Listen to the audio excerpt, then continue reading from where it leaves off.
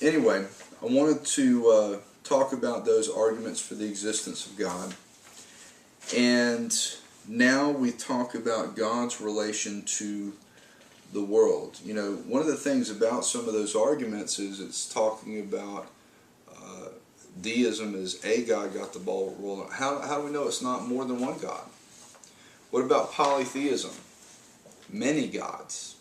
Because the ancient gods of these ancient cultures, they all struggled for dominance, and so their stories reflected their theology that their gods were struggling for dominance. And so our ideas of comic book superheroes with these wild powers, that they're just really cool human beings with augmented powers, well, that's kind of their picture of the gods, that they were really big human beings with really cool powers, and their authority, their sphere of influence was over a certain area. But the big innovation religiously came along when the Hebrews began to subscribe to just one God. Monotheism, one God. The great monotheistic statement of faith among the Hebrews is found in Deuteronomy 6, 4 through 9. It's called the Shema. You see this in Deuteronomy 6, 4. Shema Yisrael, Yahweh Eloheinu, Yahweh Echad. And that's basically listen or hear, O Israel. Yahweh, the sacred covenant name.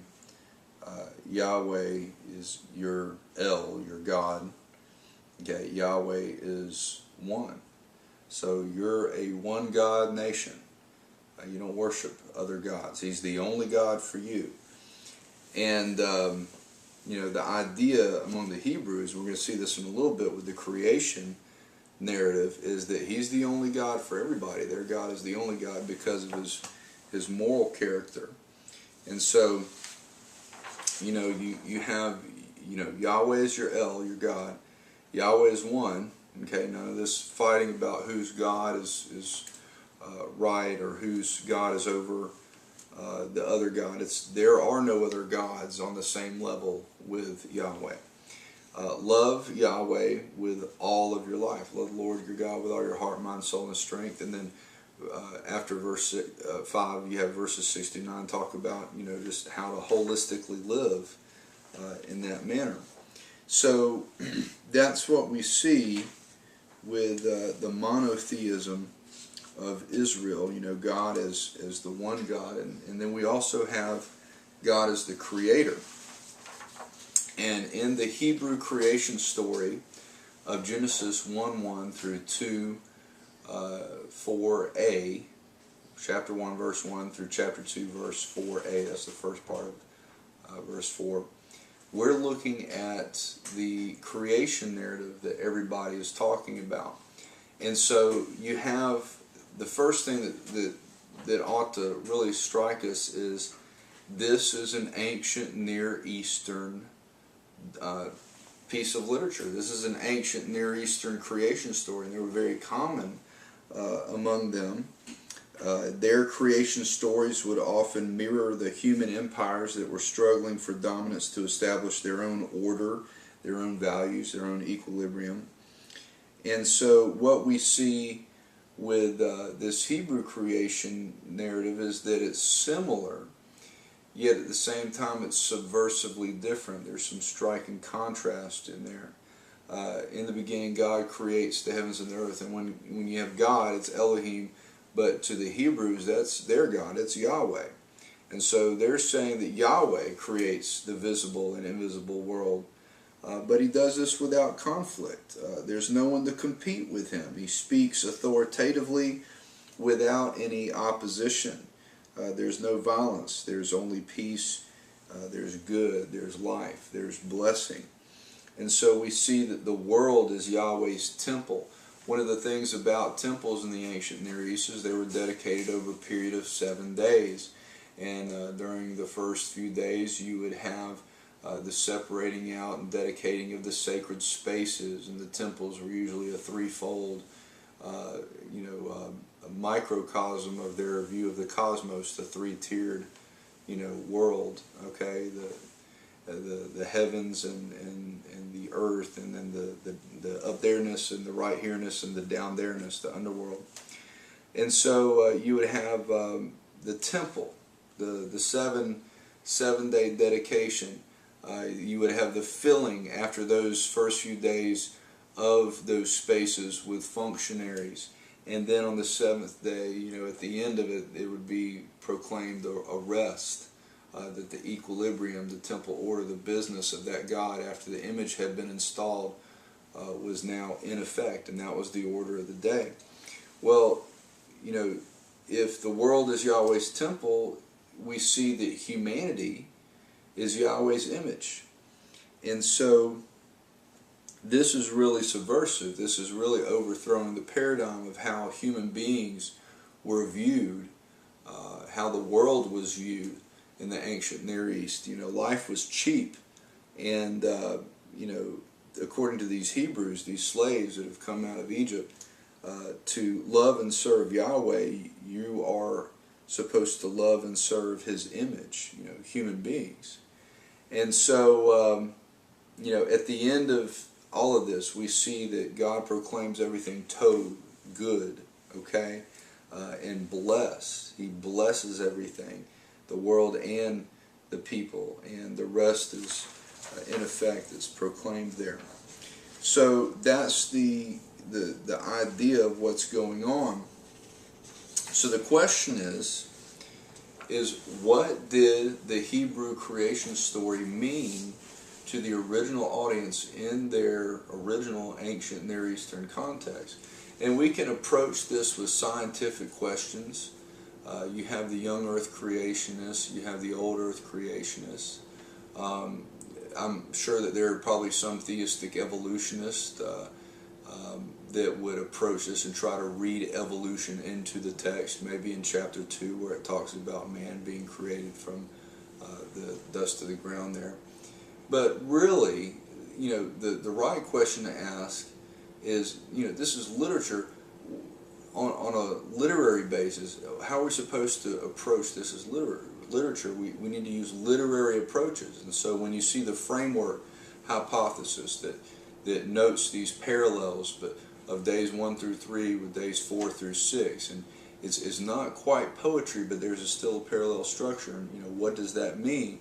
And then when we look at the land and what's going on, we look at John Sailhamer's historical or textual creationism, and he's talking about where the Garden of Eden is, and that's the delight, the oasis. What's this place that the Hebrews are going to carve out for themselves? They're returning to the place after the Exodus where it all began in their story.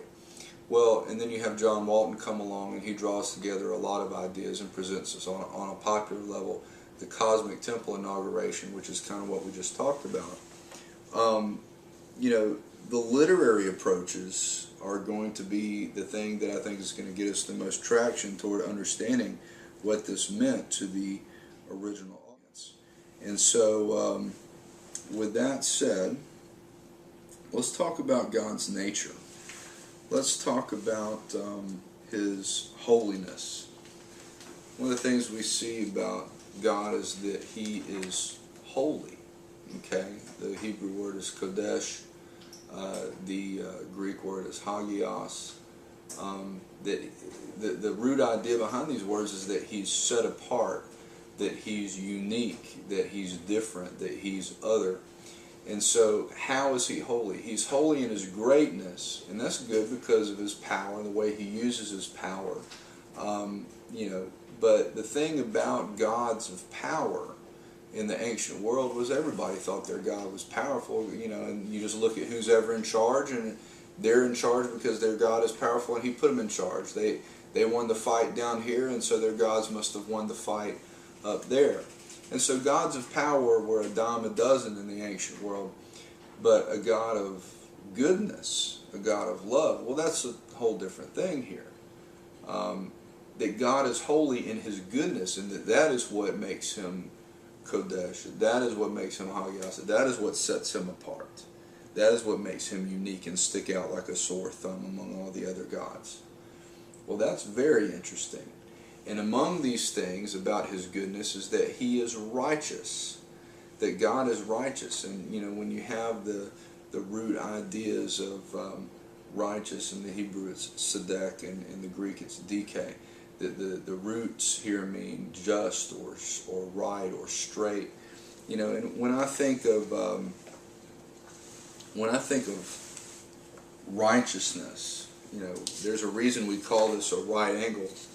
This idea that God is above us. We don't switch places with God. You know, we don't call the shots about what's good and evil. God is above, and he tells us what to do. And so he tells us that, you know, we're all made in the image of God, that we're all one family, we're all equal, we're all on a par with each other, and that we are to be straight. So that's equitable treatment there. This is our idea of justice, not revenge, but the idea of, you know, treat others the way you would want to be treated. Love your neighbor as yourself. And so Jesus said that love God and love your neighbor as yourself were the two commandments. You have the great commandment, and then he added a rider to it, an amendment. And you know, if you love God, you're going to love his image too. You know, no matter how near or how far they are from you, you know, even if you consider them your enemy, the fact is you're supposed to love your enemies because God loves your enemies. He's equitable in his love. And so our problem is this: if that's righteousness, then anything less than righteousness is sin. And so when we see this break in fellowship between God and us, and between ourselves and our neighbor, anything that's less than loving toward God and toward neighbor as self is sin. The great thing about God's nature is not only is he holy and righteous, but he's also gracious. Because one of the things that God does is he reestablishes relationship. Even when we've sinned, he forgives. He gives what we call grace. He does that anyway. He closes that gap. He overcomes the estrangement there. But because love of God and love of neighbor is connected, it's connected right here, we are expected to be holy as he is holy. And so if we have no problem receiving it, we would be hypocrites not to give it. We say, well, they don't deserve it. It's like, well, we didn't deserve it. We got no problem receiving it even though we don't deserve it. But, you know, it's love, grace, mercy, compassion, forgiveness. That's what we need to give. So this is kind of like a pipeline. We're kind of like the clog and the drain here. And so we need to forgive. We need to overcome that gap. We need to love our enemies. And that's a hard message. We got to die a little bit to self to make that thing a reality.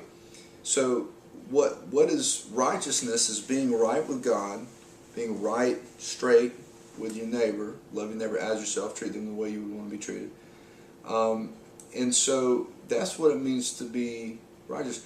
But sin, and it's very important for us to define sin, is any time that it's less than that. And, you know, what we do, we have a different paradigm that we like to set up as human beings. We like to create our own kingdom. Instead of that right angle there, we like to build pyramids, hierarchy, and we like to put ourselves at the top of the pyramid and say, it's all about me, so here's self up there. And, you know, we stratify everything all the way up and down here. We put other people and ideas and God, and we use it all to put ourselves at the top there. And so that's one of the big tragedies of our nature. And so the story of the Bible is the kingdom of God, where this becomes a reality in everybody, versus this thing that we're all struggling against. Because when this happens, the Hebrews knew about pyramid-shaped structures. They saw them in Egypt. They saw them when they were taken into exile in the Babylonian captivity, ziggurats, okay, step pyramids. The thing that we know about sin is whenever I put myself above my neighbor, what ends up happening is oppression and suffering and death. Okay, and we see that in James 1, he talks about how sin enters in because of desire, and when it's fully conceived, it brings forth death. And so as we close out our time, we're going to talk about one of the big theological emphases of the New Testament. It's very unique. It takes an Old Testament thing that's very sparse, the idea of the fatherhood of God, but it presses it even further. And in the New Testament, we see very uniquely this idea advanced that God is a father to humanity. If you don't believe it, look at the very tail end of chapter 3 of Luke. In his genealogy, he goes all the way back to Adam, and he calls Adam a son of God. So if Adam is humanity, then and God is the father of humanity. What does Paul say when he quotes from the Greek philosophers and poets? He's standing before Mars Hill, the Areopagus, in chapter 17 of Acts, and he says, for we also are his offspring. So there's this idea that there's something about human beings. We're not just like everything else, that we're special, okay? But God's also a father to Israel and his special children, the people of God. But Israel has kind of failed in their mission, and so what we see happen is the faithful son, Jesus, steps in, and Jesus has a special relationship to God. He makes special claims. That gets him in trouble a lot. So, with that said, we're not going to go any further in the reading or our time this week, but I did want to cover those topics. If you have any questions, feel free to send me an email, give me a call, and I'm really looking forward to taking you through a lot of these ideas in Intro to Christian Theology. So, God bless y'all. Have a great week.